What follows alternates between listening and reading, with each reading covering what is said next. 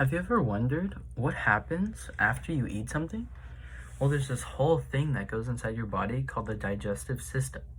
And it starts with your mouth, the oral cavity, and just some basic things. Because this isn't really about my project, but when you start to eat something, you have to chew it right to get into smaller particles. Because you could just swallow something whole, it gets stuck in your esophagus, which is a tube from here down to your stomach, and you could choke and die. So that's not fun. But yeah, you chew that with your teeth. Um, and then there's a lot of enzymes, acids, a whole bunch of these things that help break down the foods so that your body can take the nutrients and then turn it into stuff that your body can use to keep you alive, keep you healthy.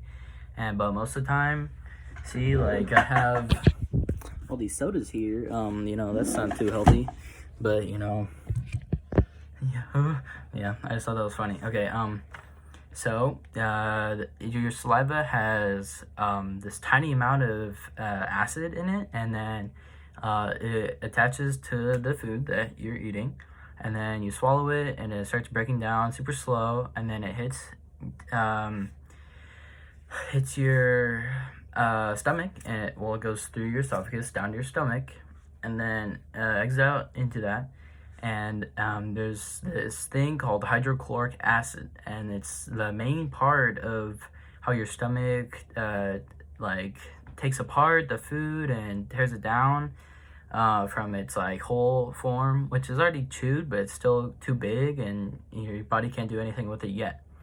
And some things about hydrochloric acid, it's actually more strong than battery acid, the acid that's in batteries to power electronics. If it touches your skin, you'll burn. And so that's kind of crazy to me, how it's inside your stomach, but you're okay. And we'll talk about that on how it doesn't burn your stomach later. Next, needless to say, it's super corrosive. And then yeah, and it's used the hydrochloric acid itself is used to break down proteins in the foods, and it breaks it down into amino acid chains. But it starts with it is amino acids, but they're in clumps, and it needs to break apart into small strands so your body can use it. And then also something super helpful that the hydrochloric acids do. It takes these harmful things that you might be eating, all on accident, or maybe on purpose if you're trying to do something, but these harmful things that could end up killing you, it will fight against it.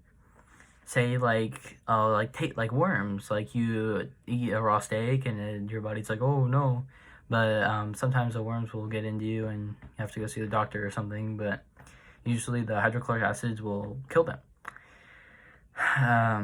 Next, when it reaches your stomach, the food, it releases digestive enzymes. It releases two of them, proteases and lipases.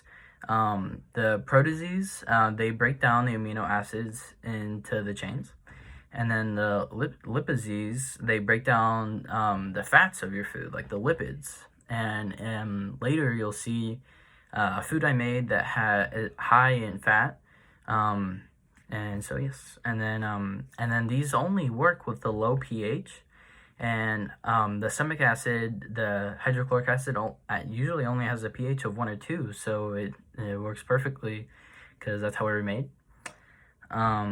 Next, okay, and then I'm gonna touch on why it doesn't burn now. Okay, so your stomach doesn't burn because the lining contains muscle, mucus, and the main part is the mucus that we're talking about right now.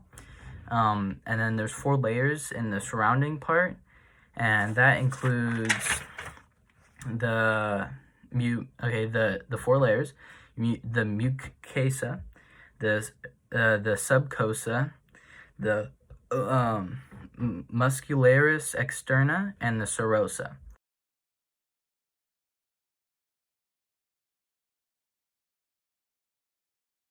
The mucosa, it releases mucus and other things such as amino acids.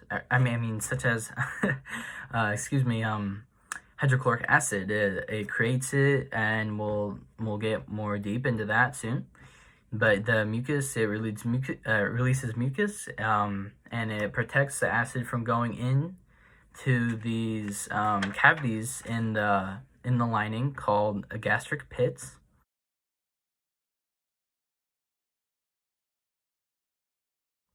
And then inside the gastric pits, there are gastric,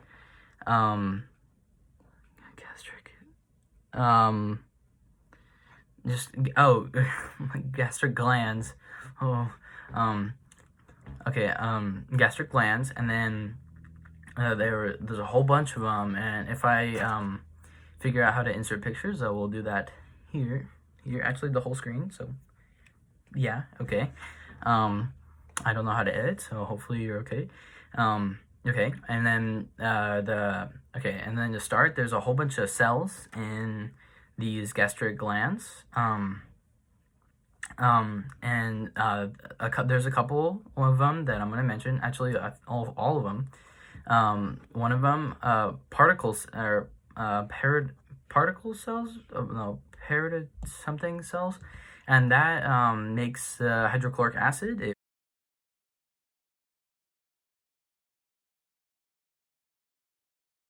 releases it and it disperses it. That goes into the stomach.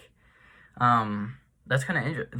Like the thing that's protecting it actually produces the thing that could harm it if it wasn't there. So very interesting.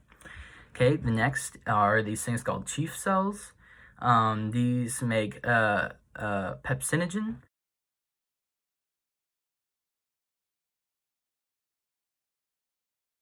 And these together mix with the acid, and these make pepsin.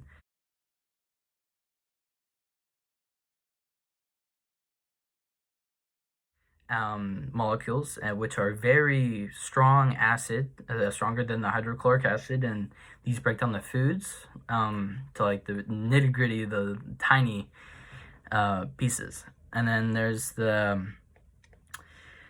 enterodocrine cells.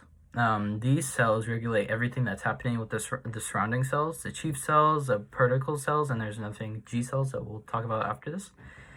These regulate them. They produce serotonin and histamine. Histamine.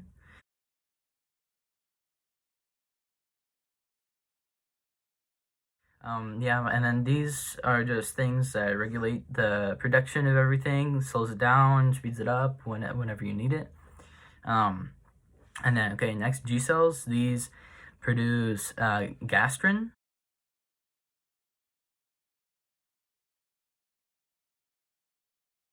And this chemical, it talks to the brain, and it creates a cycle called the called the well, it's called the cephalic phase. And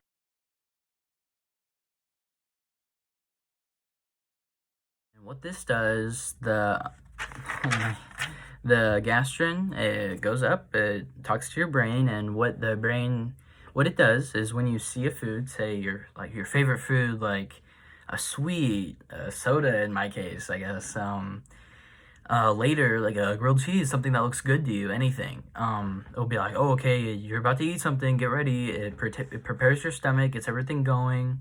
You start salivating to get those the acids up, just to help everything go along. And then you have this urge for hunger, or just like, well, unless you're full and you're just eating because you're bored or something. But then you eat it, and it just, everything goes down, and then but that phase only happens when you eat something that you want to eat. Say you're stuffed, like you can't eat anything else, and then you take more bites of something. That phase doesn't happen, and so like when it gets to your stomach, everything has to happen manually, and that's why your stomach, you feel like pain, or like it just doesn't feel good, because like you don't want to eat anymore, but yet you are. Yeah.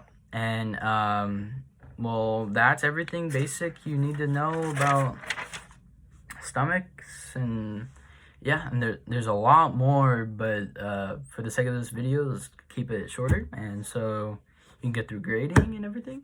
And then I'm gonna add this video I made a little bit. It's like 2 minutes long of me making one of my favorite foods and some of the things that help you cook it, and some of the scientific stuff behind it. Okay, I hope you enjoyed this video.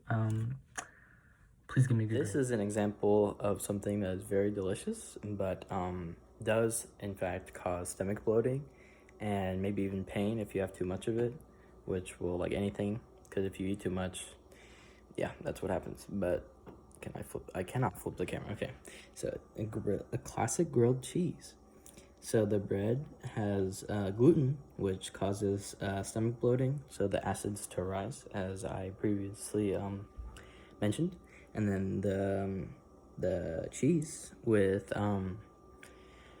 lactose, and that causes inflation as well. And so yes, and then fun fact for you, if you shred the cheese, it melts faster and it tastes a lot better because it's in smaller pieces. And yeah, and then I'll show you when okay, so the grilled cheese just came off the pan. And then there it is. A little dark, but you know, that's how I like it. And fun fact, if it's not cut in a triangular way, it's no good. There's no other way to cut a grilled cheese. Also, if there's no cheese stretch, it's not a good sandwich. So you already know that's a good sandwich. Holy. Typically I like to use 3 cheeses, but we only have 2, and so, oh darn. And also, for the chemistry part, I like to put sriracha on my grilled cheese. And spicy foods cause your stomach to come up and like raise your stomach acids. And so yeah, really this sandwich probably isn't the best thing I should be eating, because it's not going to make my stomach happy, but you know, it does taste darn good. So, and I do like to put a lot, I prefer on top, I don't know why. And yeah, that's my example of my project.